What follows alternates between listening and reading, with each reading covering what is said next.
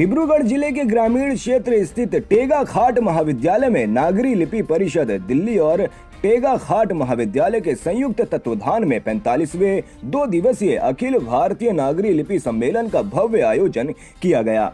सम्मेलन के उद्घाटन सत्र की अध्यक्षता नागरी लिपि परिषद के अध्यक्ष डॉक्टर प्रेमचंद पतंजलि ने की।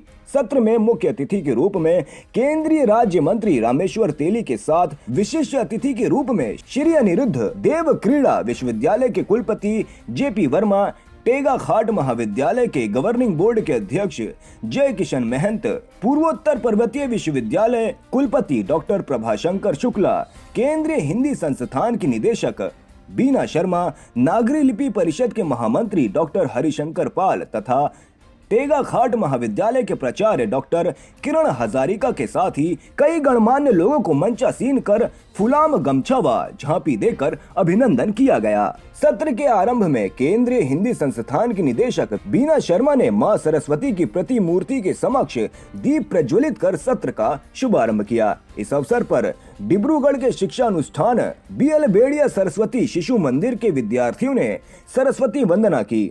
सुमधुर प्रस्तुति कर सभी को मोहित कर दिया। नागरी लिपि परिषद के महामंत्री डॉक्टर हरिशंकर पाल ने अपने संबोधन में कहा कि भारतीय भाषाओं को अंग्रेजी भाषा विलुप्त कर रही है, जिसका प्रत्यक्ष प्रमाण गली गली में खुल रही अंग्रेजी स्कूल है।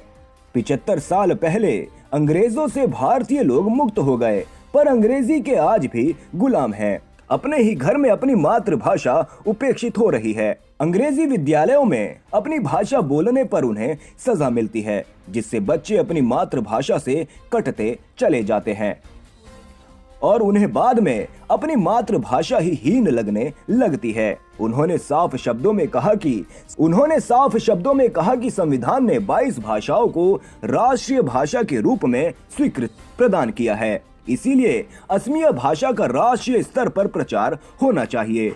असमिया साहित्य, संस्कृति व इतिहास को देवनागरी लिपि में लेख, कविताओं आदि के जरिए देशवासियों तक पहुंचाना चाहिए, ताकि देश की बड़ी आबादी को असमिया भाषा, संस्कृति, इतिहास के बारे में जानकारी मिलेगी। सत्र में कई पुस्तकों व ग्रंथों का केंद्रीय राज्य मंत्री रामेश्वर तेली ने विमोचन किया। आज हमारे टेगा खाट कॉलेज में एक सर्वभारतीय पर्याय के एक संस्था है, जिनका नाम है नागरी लिपि परिषद नई दिल्ली। पूरे देश और विदेश में जो देवनागरी लिपि है, संस्कृत की जो लिपि है, इस लिपि के बढ़ावा के लिए देश विदेश में काम करने वाले संगठन है, जिसकी स्थापना आचार्य विनोबा भावे जी ने इसकी स्थापना की थी और जिनके कर कमलों से आज इस बनाया गया संगठन आज पूरे भारत और विश्व में काम कर रही है। और टेगा खाट कॉलेज में ये 45वां राष्ट्रीय जो अधिवेशन है, ये अधिवेशन प्रथम बार असम में हो रहा है, वो भी टेगा खाट कॉलेज के एक ग्रामांचल के कॉलेज में हो रहा है। और इसमें पूरे भारत के 65 लोग भारत के केरल, तमिलनाडु, पुडुचेरी से लेकर पंजाब, गुजरात, महाराष्ट्र, बिहार, असम, नॉर्थ ईस्ट के पूर्वोत्तर भारत के सभी राज्यों से प्रतिनिधि यहाँ उपस्थित है। ये सभी साहित्यकार हैं। सभी साहित्यकारों के हाथ में सैकड़ों अपने लिखित पुस्तकें हैं देवनागरी।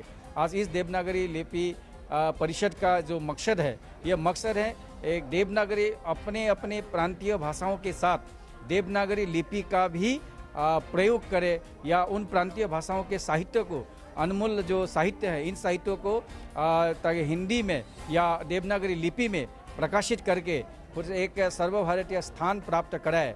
इसीलिए ये देवनागरी लिपि परिषद का यही प्रयास है। आज इस 45वें अधिवेशन में देवनागरी परिषद के अध्यक्ष, माननीय अध्यक्ष जी प्रोफेसर प्रेमचंद पतंजलि जी उपस्थित है, महामंत्री हरिपाल सिंह जी उपस्थित है, और साथ ही साथ जो नागरी लिपि यहाँ 7 पुस्तकों का विमोचन हुआ है। 7 पुस्तकों में से विशेषकर जो नागरी लिपि संगम, उनके द्वारा नागरी संगम नामक एक पत्रिका प्रकाशित होती है, उसका भी आज़ादी का अमृत महोत्सव इस विशेषांक यहाँ पर आज विमोचित हुआ है। साथ ही साथ आज नागरी लिपि परिषद ने 7 विशेष पुरस्कार प्रदान किया है। इनमें से विनोबा भावे, ये जो उनका राष्ट्रीय जो पुरस्कार है, इस पुरस्कार को डॉक्टर किरण हजारिका को प्रदान किया है। और साथ ही एक विशेष संस्था को जो हिंदी या नागरी लिपि सेवा प्रचार के लिए सेवा करते हैं, ऐसे संस्था को देते हैं। इस बार केंद्रीय हिंदी संस्थान को ये विनोबा भावे संस्थानगत पुरस्कार को प्रदान किए हैं। साथ ही अन्य 7 पुरस्कार भी यहाँ प्रदान किया है। 2 दिवसीय यहाँ सत्र में असम में नागरी लिपि या पूर्वोत्तर भारत में नागरी लिपि के विशेष इनका जो विकास के बारे में अलग अलग तकनीकी सत्र में इसकी चर्चा होगी। धन्यवाद। आज तेंगाखात कॉलेज में नागरी लिपि परिषद का 45वां अखिल भारतीय नागरी लिपि सम्मेलन आयोजन किया गया। इस सम्मेलन में पौंडीचेरी जैसे आज पुदुचेरी कहते हैं, तमिलनाडु, महाराष्ट्र, तेलंगाना, आंध्र प्रदेश, मध्य प्रदेश, छत्तीसगढ़, बिहार, महाराष्ट्र, गुजरात, उत्तर प्रदेश, दिल्ली, उत्तराखंड, इतने प्रदेशों और यहाँ पूर्वोत्तर के सभी प्रदेशों के प्रतिभागी यहाँ पर नागरी लिपि से भी नागरी लिपि प्रचारक पधारे हुए हैं। और हमारा उद्देश्य ये है कि हम अपनी भाषा, जो क्षेत्रीय भाषा है, उसका प्रचार प्रसार करें। साथ ही हम राष्ट्रीय एकता के लिए देवनागरी लिपि को अपनाएं। हम रोमन लिपि या कि अंग्रेजी भाषा के पीछे उतना न पड़ें जितना कि हम पढ़ते जा रहे हैं, जो हमारी संस्कृति को विकृत कर रही है। अपनी संस्कृति को संभालने के लिए, उसके संरक्षण संवर्धन के लिए आवश्यक है कि हम अपनी भाषा का प्रचार करें। अपनी संस्कृति के प्रचार के लिए लिपि बहुत ज़रूरी है। जब तक वो लिपिबद्ध नहीं होगा तो जो हमारा ज्ञान है वो लुप्त प्राय हो जाएगा, वो चला जाएगा, वो खो जाएगा। इसलिए जो हमारा ज्ञान, चाहे वो लोक साहित्य के रूप में है, लोकगीतों के रूप में है, लोक कथाओं के रूप में है, लोक प्रहेलिकाओं के रूप में है, वह उसका लिपिबद्ध होगा। लिपिबद्ध जब हो जाएगा तो वो कई सालों तक, सैकड़ों साल तक वो जीवित रह सकता है।